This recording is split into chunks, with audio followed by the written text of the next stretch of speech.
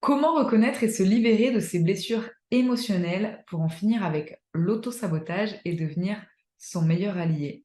Voici l'expertise de mon invité du jour. On se retrouve aujourd'hui dans le cadre de l'ouverture officielle de Coep, ce nouveau réseau social du bien-être pour s'épanouir au quotidien.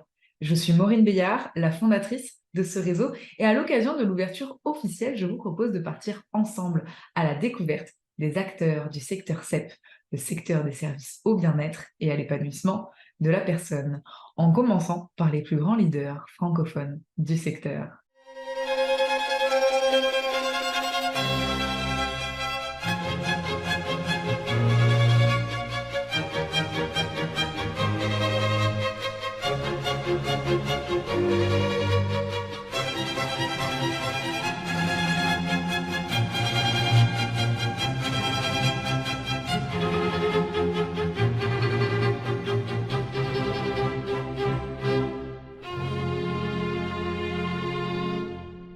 Aujourd'hui, j'ai le privilège d'être en la présence d'une femme qui œuvre chaque jour dans le secteur CEP, d'une part pour le faire briller, mais également en tant que praticienne du secteur.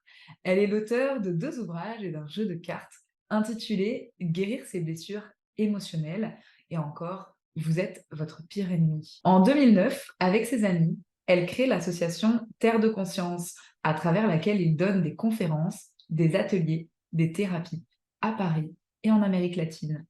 Aujourd'hui, elle poursuit ses ateliers et ses accompagnements sur la guérison des blessures émotionnelles, la loi d'attraction, l'intelligence émotionnelle, les mécanismes de contrôle, les chakras, en France, en Suisse, en Espagne, au Venezuela, en Colombie et au Mexique.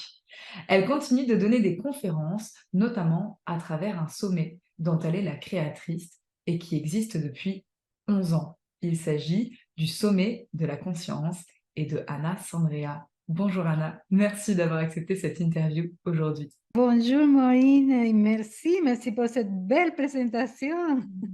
Anna, est-ce que tu peux nous partager, s'il te plaît, ta découverte avec le secteur CEP, toi en tant qu'utilisatrice? Comment est-ce que tu as découvert pour la première fois les métiers du bien-être, du développement personnel et des médecines naturelles? Wow, ça se remonte à il y a très très longtemps. En fait, j'ai l'impression de jamais les avoir découverts, sinon quelque chose qui faisait partie de moi depuis toujours. Bien sûr, quand j'étais petite, il n'y avait pas toutes ces quantités de possibilités qu'on a aujourd'hui. Mais tu vois, à 7 ans, je lisais déjà mon premier livre, c'était un livre sur les extraterrestres, je me rappelle, hein. Donc, c'est vraiment quelque chose, j'ai l'impression d'être née dedans, même si mes parents n'étaient pas du tout là-dedans, mais moi, mon énergie, ma fréquence, euh, je suis dans la spiritualité depuis toujours. Et comment j'ai découvert plus tard les thérapies, la médecine alternative, tu as raison, ça n'a pas, même si j'étais depuis toujours là-dedans, bon, comme je t'ai dit, à l'époque, il n'y avait pas autant de possibilités qu'aujourd'hui. Et même si j'avais la spiritualité en moi, c'était, oui, je n'étais pas tout à fait réveillée. Tu vois, il y avait des parties à moi que je sentais cette spiritualité, cet appel pour plus de conscience, pour plus de lumière. Et en même temps, je mangeais n'importe comment à l'époque. Je me guérissais par la médecine conventionnelle, etc. Et toute cette pratique, tout cet mode de vie, je dirais, est arrivé petit à petit dans mon développement de mon soi et dans ma conscience. Tu vois, plus j'avançais, plus ça me semblait évident que je n'allais pas me...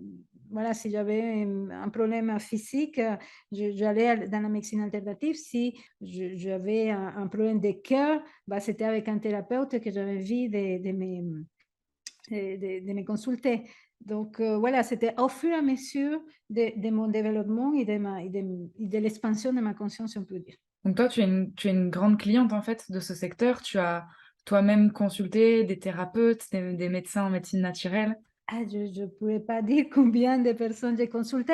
Au début, j'ai commencé tout cette, comme je te dis, j'ai toujours été là-dedans, mais il y a eu un moment, c'était lors de mon mariage, où il y avait énormément de souffrance et en cherchant des réponses à ce que je vivais. J'ai commencé à consulter des thérapeutes, j'ai commencé à faire une thérapie. J'ai entendu le mot blessure et j'ai voulu savoir plus. Je me suis dit, bon, en fait, c'est pas que c'est pas que j'ai un problème, c'est pas que j'ai la mauvaise chance, c'est pas que je sais pas quoi, ce n'est que je suis blessée. Et Mmh. j'ai commencé à chercher des informations et de l'aide. Et petit à petit, en me guérissant déjà moi-même.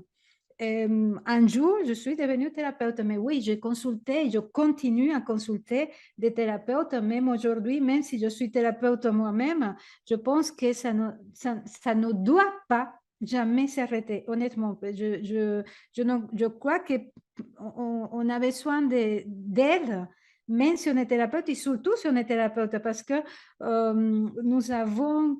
euh, nous avons besoin de nettoyer, de faire l'espace et de libérer à l'intérieur de nous pour être des meilleurs accompagnateurs. Ça me semble évident, en fait. Ouais, je te rejoins parfaitement sur, cette nécessité du thérapeute de continuer son cheminement et d'autre part aussi d'avoir ce qu'on appelle la supervision, Ouais.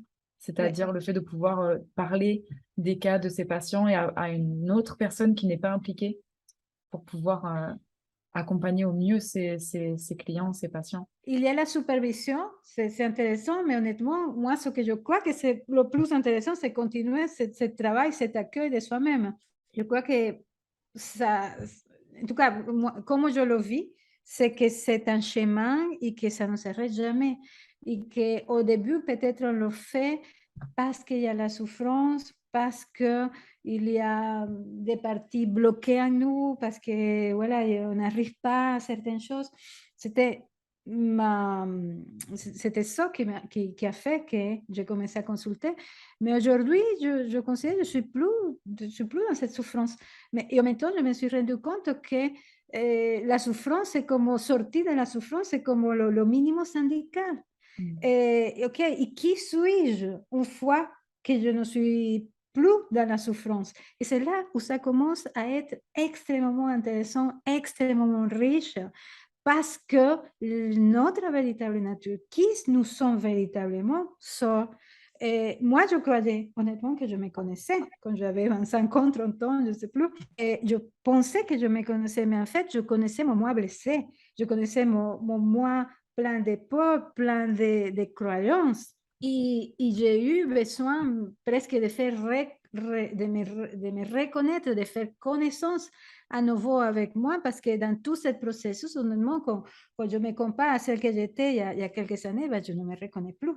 Donc, Mmh. il y a eu besoin comme on dit, le petit prince, de me familiariser, de me domestiquer, de domestiquer cette nouvelle partie, de toute cette nouvelle partie de moi que je connaissais, qui était inconnue, et pourtant c'était mon vrai moi. Donc, voilà, et tout ça, ça s'est fait une fois qu'on finit de la souffrance. Ou en traversant la souffrance, parfois, cette nouvelle partie de nous, cette véritable partie de nous émerge. Et quelles sont ces parties? Parce que les gens disent, oui, mais qu'est-ce que je vais retrouver? Alors, c'est la joie. Par exemple, la joie, je me raconte, je me rappelle plutôt, quand j'étais petite, j'étais une petite fille très joyeuse, très joyeuse. Et à cause de mes blessures, à cause des choses que j'ai vécues, bah, cette joie s'est mis en suspens. Que, c'est pas qu'elle a disparu. Elle a toujours été là, mais elle s'est mise comme en suspens. Voilà, voilà, il y a eu quelque chose, la lourdeur qui s'est mis sur elle. Et un des travaux que je suis en train de faire en ce moment et depuis un moment, c'est de retrouver cette joie infantile. Hem, y c'est en train de ressortir à nouveau. Et donc, qu'est-ce qui va sortir? Bah, votre joie infantile. Ça va sortir l'émerveillement, je ne sais pas si tu te rappelles, Maureen, quand tu étais petite, que tu voyais une petite fleur ou une petite coccinelle ou je ne sais pas quoi, une feuille dans le chemin et ah! Ça on s'émerveillait par ce genre de choses Et que parfois, dans ce chemin d'adultes blessés et déconnectés de soi, on perd cet émerveillement aussi. Ça remonte à nouveau. Mais bon, je parle des qualités d'enfance que nous avons perdues et qui remontent, mais il n'y a pas que ça. Il y a des choses qu'on ne connaît même pas de soi, qu'on n'a jamais vécues. Je ne sais pas, je te dis n'importe quoi. Bon, le magicien, l'alchimiste, le chaman, la guérisseuse, que nous sommes, l'homme d'affaires, l'amant, voilà, tellement de parties de nous qu'on a mis de côté ou qu'on n'avait pas eu le temps de voir et de ressentir tellement on était dans la souffrance. Donc, moi, je trouve qu'aujourd'hui, je fais tout ce travail plus par curiosité que par autre chose, tu vois, parce que je me dis, bon, qu'est-ce que je vais retrouver maintenant? Quel nouveau cadeau je vais retrouver en bas de mes sacs de plomb et de souffrance et de tout ça? Qu'est-ce que je vais retrouver maintenant? Et je trouve ça fascinant de me découvrir et de découvrir le monde aussi à travers mon être plus libéré, parce que ça donne une vision. J'étais en train de parler l'autre jour avec mon compagnon, lui aussi, il est en train de faire ce travail, il me dit que même les couleurs, pour lui, les couleurs ont changé. Il se rend compte qu'il voyait le monde avec plus terne, les couleurs étaient plus ternes avant de faire ce travail, que plus il travaille sur lui, plus il avance, il voit qu'il y a une espèce de des couleurs, d'intensité de couleurs qu'il ne connaissait pas avant. Donc, voilà. Magnifique. À partir de ce déballage de cadeaux de la thérapie, dépoussiérage, retirer la chape de plomb et puis aller découvrir les différents cadeaux pour changer nos lunettes d'observation du monde, du réel et la teinte des couleurs de ce qui nous entoure. Quel a été ton cheminement, toi, Anna, entre tout ce travail sur toi qui continue et qui est là pour une vie, et je trouve ça magnifique que tu le soulignes, je trouve ça vraiment important. Et à un moment donné, te dire, moi aussi, j'ai envie d'apporter euh, cet accompagnement à des personnes qui en ressentiraient le besoin et l'élan. Je me suis jamais dit ça. Parce que comme je te dis, ça a commencé par rapport à mon mariage, dans lequel je ne suis plus depuis des années. Et voilà, je cherchais une réponse, des solutions à ma souffrance. Bon, à l'époque, je voulais que ça remarche à nouveau, hein. Et je Mhm. cherchais des solutions pour mon mariage. Mais après, je me suis rendu compte que c'était, il y avait pas, c'était pas la peine. Et c'était en travaillant sur moi et en lisant, en connaissant des gens, aussi, c'est très important dans beaucoup de voyages que j'ai fait. Un jour, je me suis dit, mais des années après, hein, je me suis dit, bon, je crois que je suis. Il y a comme ça, comme une évidence qui m'est arrivée. Je me dis, mais en fait, je crois que je suis prête pour accompagner les gens. Parce qu'à ce moment-là, je pense qu'il y a beaucoup de gens qui vivent ça, c'est qu'on commence à être la thérapeute de tout le monde. Les gens ont commencé à me raconter ces problèmes et donc je faisais des thérapies gratuites partout. Et je me suis dit, mais en fait, je crois que je peux être thérapeute. Et c'était comme ça. Et je cherchais depuis, je sentais l'appel à quelque chose, mais je ne savais pas quoi. Je cherchais. Et un jour, je me rappelle, c'est un voyage, une amie qui m'a dit, ah oui, je vais faire un stage, je ne sais pas quoi. Et je me suis dit, ouais, ça va être cool de faire des stages. Ça est venu comme ça, c'était en plusieurs paliers. Donc, je voulais faire des stages, mais figure-toi, je ne savais pas de quoi, je ne savais pas quel le sujet. Et en même temps, ouais, il y avait 2 sujets qui m'attrayaient beaucoup, que c'était la guérison des blessures, dans laquelle j'étais depuis des années, et aussi tout ce qui était en lien avec notre pouvoir créateur. Donc, je commençais par là, faire des stages de blessures, sur le pouvoir créateur, on appelle la loi d'attraction aussi. Et voilà, et petit à petit, je passais des stages de consultation, des consultations à d'autres façons d'accompagner, etc., à écrire les livres, etc. Et bon, tout s'est fait de manière très organique. Je ne l'ai presque pas vu venir, je ne l'ai presque pas calculé. C'était une chose, mais menée à l'autre. C'était il y a combien de temps, ces premières expériences en tant que praticienne? C'était en 2009. Et le sommet de la conscience, ça a été de cet élan aussi de toi, de cette curiosité d'aller découvrir tous ces outils, toutes ces méthodes, tous ces experts? Oui, en fait, à l'époque, le sommet de la conscience est venu un petit peu plus tard. À l'époque, j'avais entendu un coach américain qui m'avait beaucoup touché, Tony Robbins. Je ne sais pas si quelqu'un le connaît. J'ai fait tout l'enseignement de Tony Robbins. Mmh. Et il y a Tony Robbins, il dit quelque chose qui me touche encore quand je pense, c'est que le besoin le plus important pour un être humain, c'est la contribution. Et ça m'a vraiment hanté cette histoire de contribution et je disais: «Ouais», j'allais avoir 40 ans et je me disais: «Bon, quelle est ma contribution au monde?» parce que j'avais passé 9 ans à accompagner mes enfants et je trouvais ça magnifique, mais je sentais que voilà, que j'étais appelée à autre chose et je ne savais pas quoi. Et cette histoire de contribution, ça m'avait vraiment fait travailler. Ça m'avait vraiment fait travailler et je dis, à un moment donné, je ne savais pas quoi, qu'est-ce que c'était. Je dis comment, OK, je veux contribuer. Je ne sais pas en quoi. Je parlais, je crois en Dieu et je parlais comme à cette intelligence et j'ai dit, écoute, mets-moi là où tu as besoin que je contribue.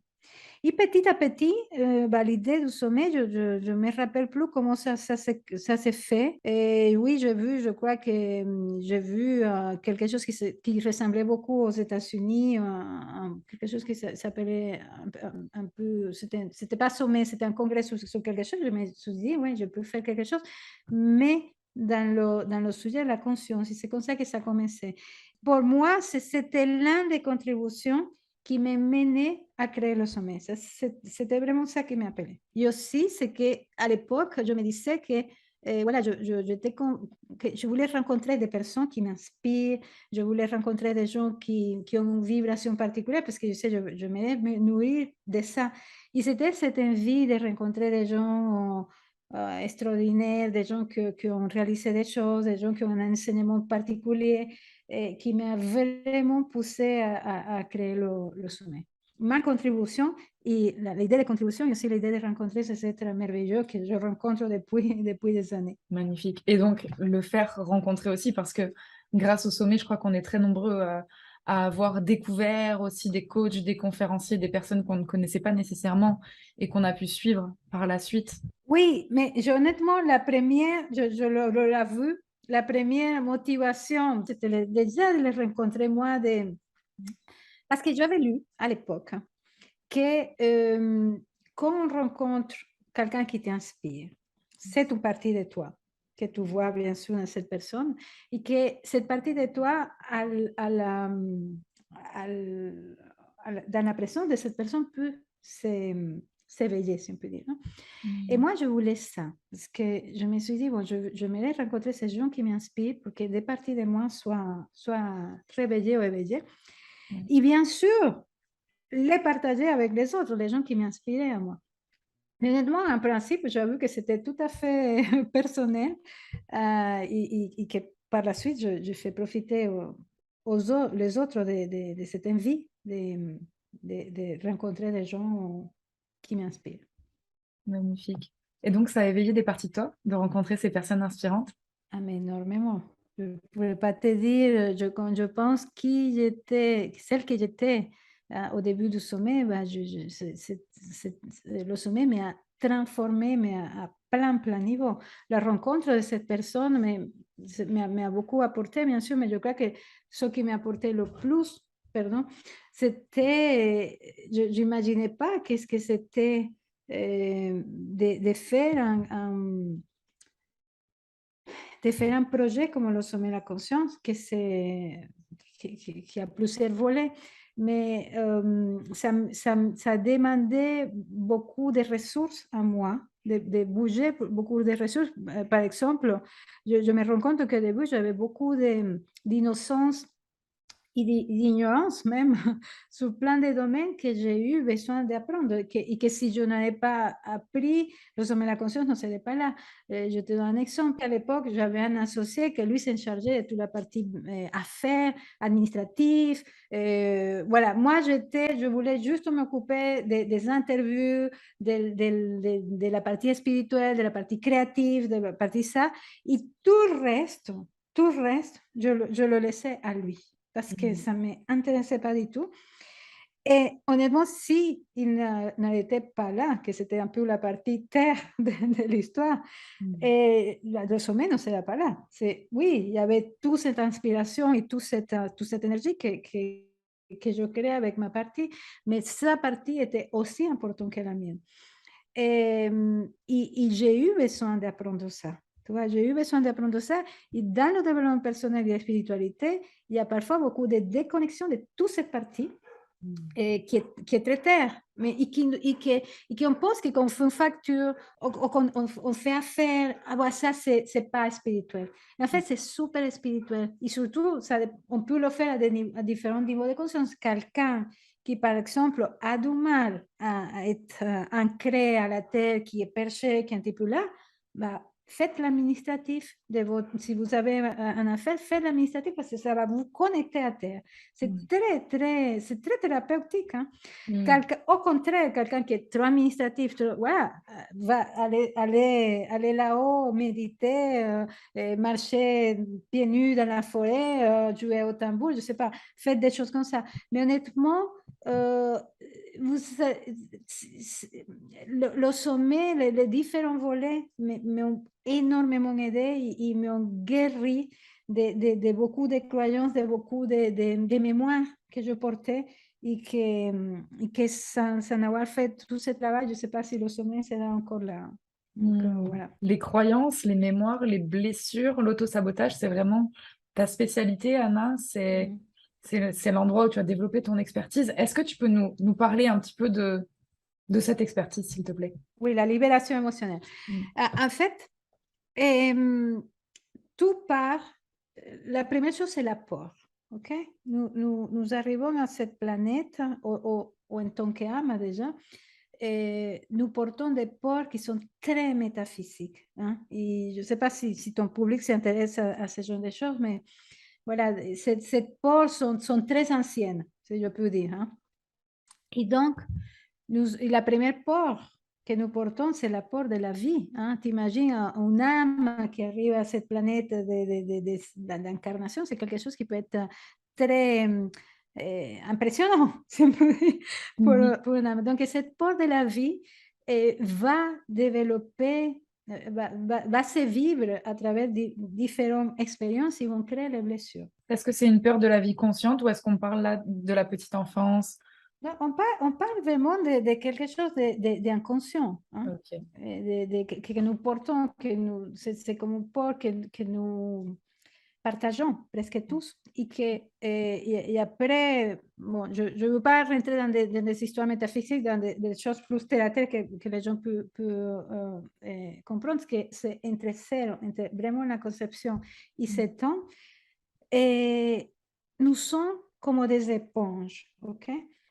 Et l'enfant est une éponge. Et donc, tout ce qu'il va vivre, ça va le marquer pour toute sa vie. C'est pour ça que cette tranche de vie est si importante. Et c'est pour ça que dans cette tranche de vie, nous, en tant que parents, nous avons besoin de mettre toute la conscience pour accompagner un enfant parce que, bien sûr, les grands traumatismes vont le toucher, que c'est les blessures, mais il y a aussi parfois des choses, des expériences banales, des des situations que la plupart des gens vont passer à côté, mais que pourtant laissent des traces chez l'enfant. Je vous donne quelques exemples. Par exemple, ne pas allaiter un enfant. Ça peut paraître pour certains, bon, non, mais il a le biberon et aujourd'hui, c'est très bien. Et en plus, on peut lui donner un biberon avec amour. Mais Mmh. ça ne marche pas comme ça, en fait. Nous sommes des mammifères. Donc, bon, peut-être l'allaitement, c'est quelque chose qu'on peut imaginer, qui peut laisser des traces, mais ça peut, par exemple, un enfant à qui on ne laisse pas être lui-même. Non, mais descends de là, tu vas tomber. Non, mais tu peux pas faire ça aussi, ou je te fais pas confiance, etc. Des choses qu'on dirait qui sont pas importantes, ou que l'enfant va oublier, ou qu'il va passer à autre chose, et qui laissent des traces en lui et qui vont le forger petit à petit. Et ça, c'est Mmh. les blessures, ok? C'est les choses Donc, anodines qui finalement laissent leurs traces sur ces enfants. des choses anodines et des choses importantes, parce que dans les blessures, il y a aussi beaucoup de quelqu'un qui perd un parent, ou que la mère part travailler dans les mammifères, la mère reste avec l'enfant Mmh. jusqu'à son adolescence, hein. Il est presque en lien avec la mère jusqu'à son adolescence. Après, on dit oui, mais les besoins sociaux font que la mère soit à travailler, etc. Oui, mais le petit mammifère que nous sommes, il s'en fiche de tout ça. Donc, tout ça, ça peut laisser des traces. Je ne veux pas non plus, comment ça s'appelle, culpabiliser aucun parent. La Mmh. société est faite de cette façon. Et nous avons besoin parfois de faire des choses qu'on n'a pas envie, mais on a besoin de faire parce que, moi, dans mon cas, par exemple, j'étais, après mon divorce, mère célibataire et j'avais besoin de sortir, travailler, laisser mes enfants dans la crèche, dans l'école, etc. Donc, parfois, on fait des choses qui ne sont pas, que socialement, bon, c'est un choix, mais parfois pour certaines personnes, n'est pas aussi évident que pour d'autres. Et donc, voilà. Et toutes ces choses-là font qu'entre 0 et 7 ans, nous allons vivre, comme je dis, des expériences qui vont nous marquer. Et par la suite, ces expériences vont se répéter. Pourquoi? Parce que, en fait, notre inconscient essaye de libérer cette vieille souffrance que nous portons en nous. Parce qu'à l'époque, quand ça arrivait, par exemple, si, je ne sais pas, si notre mère devait nous mettre à la crèche très tôt et que ça nous a créé des blessures, et l'enfant n'aurait pas été aussi blessé si il avait eu un accompagnement. C'est-à-dire si la mère se mettait à pleurer, ah oui, qu'est-ce que tu sens quand je ne suis pas là? Ah, je me sens triste, ah oui, et montre-moi comment tu te sens triste, et qu'on se mettait à pleurer avec l'enfant. Cet accompagnement a l'effet que la blessure était plus supportable, si on peut dire, ou si elle se crée, elle ne serait pas aussi profonde. Donc, mais la plupart d'entre nous, on n'a même pas été écoutés dans ce qui nous faisait mal, et Mmh. beaucoup moins accompagnés émotionnellement. Et il y a eu des besoins que, par ce que nous avons vécu, on restait en suspens. Personne s'occupait de nos besoins en suspens. Et donc, la souffrance, les émotions, les besoins en suspens, tout, ça reste en nous, et l'inconscient cherche des situations pour faire sortir ce que nous portons, en fait. Si Mmh. quelqu'un était abandonné et qui a toute cette souffrance de l'abandon, on va se trouver d'autres situations d'abandon, ou qui vont nous rappeler ce premier abandon, mais ça peut être plus tard, même dans l'âge adulte. Et donc, qu'est-ce qu'il va faire? Bah, ces émotions et ces besoins qui n'ont pas été vécus sortent. Mais comment? On sait pas. On va essayer de calmer, de ne pas entendre, de passer à côté, de regarder la télé, de prendre des médicaments, tellement nous avons beaucoup, beaucoup de façons de fuir nos émotions et nos besoins non entendus, etc. Et ce qui va faire, c'est que la vie va nous envoyer à nouveau un autre rappel. C'est-à-dire, OK, tu as une blessure d'abandon, ou tu as une souffrance dans ton cœur. Voilà. Et si maintenant, à travers ces situations, tu sortais tout ce que tu portes. Et parfois, nous avons, et c'était mon cas, on a besoin de plusieurs rappels de la vie pour pouvoir entendre, en fait, peut-être c'est pas les autres le problème, c'est pas que c'est moi le problème, c'est que je porte un problème, je porte une souffrance, je porte une peine qui n'est pas encore traversée. Et c'est à ce moment-là bon, que les miracles se font, si je peux dire.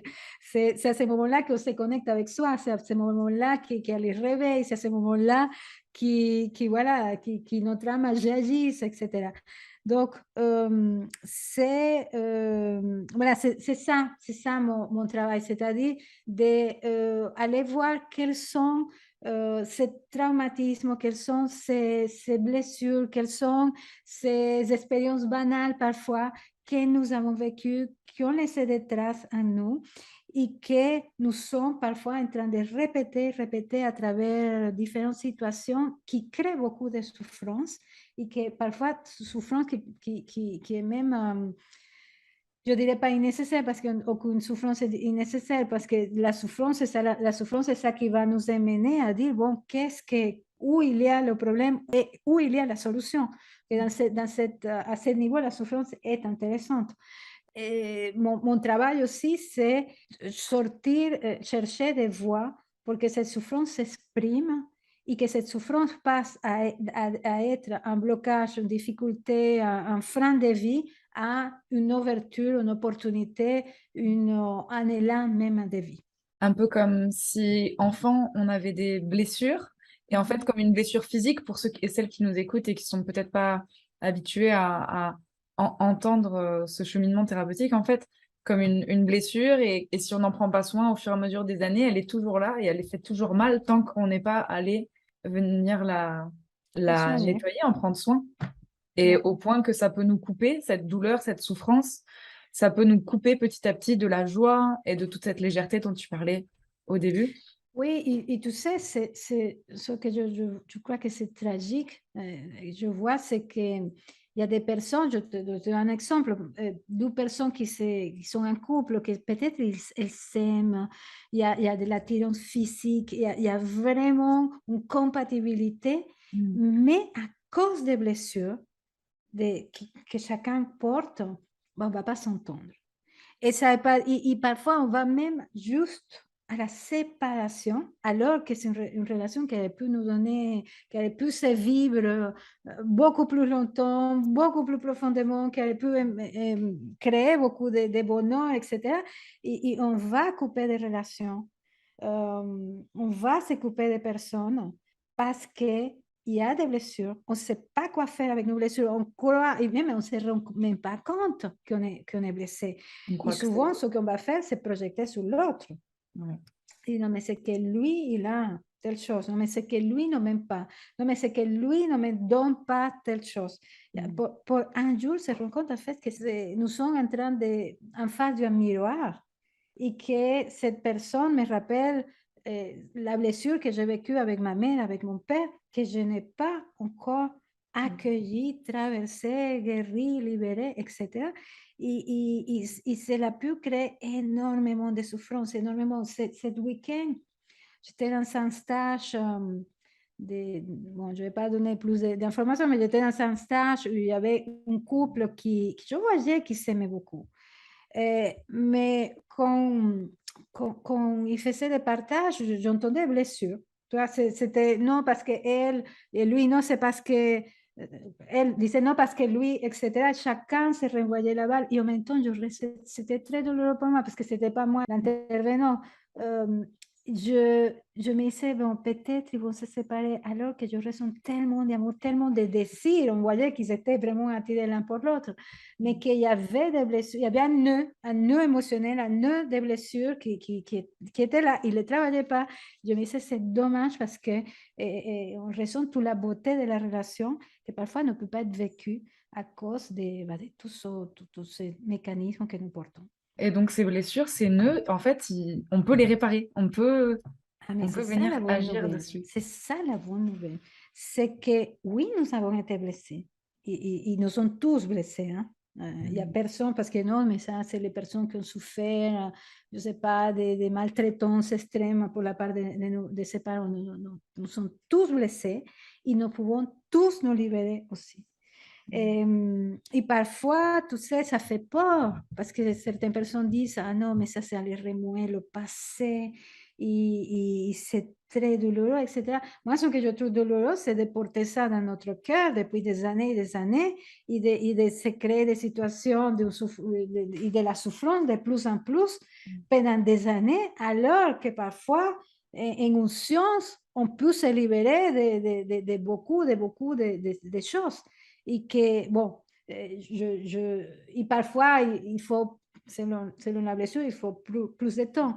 Mais honnêtement, ça peut être beaucoup plus rapide et beaucoup plus libérateur que toute la souffrance que nous nous infligeons depuis des années par peur de regarder cette partie souffrante de nous. Aujourd'hui, il y a des thérapies qui sont on n'est pas obligé de partir en psychanalyse pendant, 10 ans ou 15 ans. On a des thérapies qui sont plus brèves.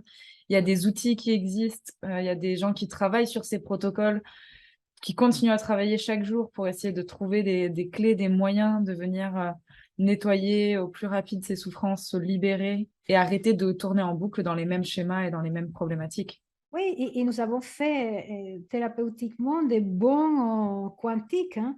Avant, je te parle du siècle passé, on se disait des années 70, des années un petit peu avant, on disait par exemple que tout ce qui était préverbal, avant que l'enfant commence à parler, ben, on ne pouvait rien faire. Parce que la seule Thérapie solution que les possible. gens connaissaient, c'était la psychologie. Et donc, avant que se rappelle, qu'on puisse exprimer, on ne pouvait rien faire. Ben, aujourd'hui, en tout cas avec mes thérapies, par exemple, on peut arriver en quelques instants, c'est pas l'hypnose, hein, à des périodes prénatales. C'est d'une facilité, tu vois. Tout le monde peut le faire.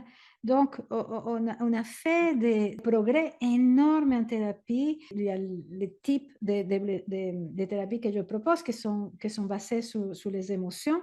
Mais il y a aussi, je propose d'autres types de thérapies qui sont quantiques. Et parfois, cette émotion, on n'a pas besoin de la vivre ou elle va sortir sans qu'on se rende compte. Et donc, il y a beaucoup, beaucoup de façons de se guérir aujourd'hui. Il y a beaucoup de thérapies, beaucoup de propositions d'une grande qualité. Et je me dis qu'aujourd'hui, on a juste envie de le faire parce que les propositions sont là, les alternatives sont là et elles sont moins compliquées qu'on peut l'imaginer et plus Ouais, facile, et accessible, accessible. accessible. Oui.